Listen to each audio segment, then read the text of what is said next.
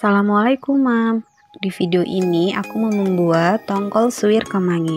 Bahan-bahannya ikan tongkol, serai, daun jeruk, bawang merah, bawang putih, cabai rawit, kemangi, kaldu bubuk, gula pasir, dan garam. Untuk bumbu yang dihaluskan, bawang merah, bawang putih, dan cabai rawit. Pertama-tama panaskan minyak goreng, lalu tumis bumbu yang sudah dihaluskan dengan daun jeruk dan serai. Lalu ditumis sampai bumbunya matang dan harum.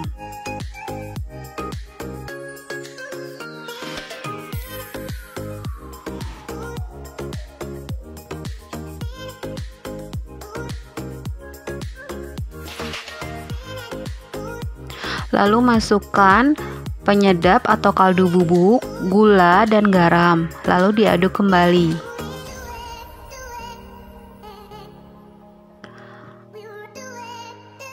Blender yang bekas kita menggiling atau menghaluskan bahan dikasih air, lalu dimasukkan ke dalam wajan atau penggorengan.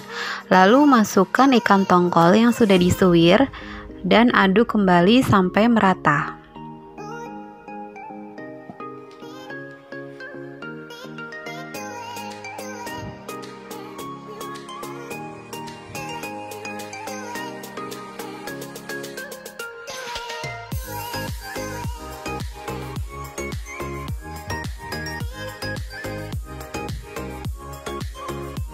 Diaduk terus sampai airnya agak berkurang ya Mam.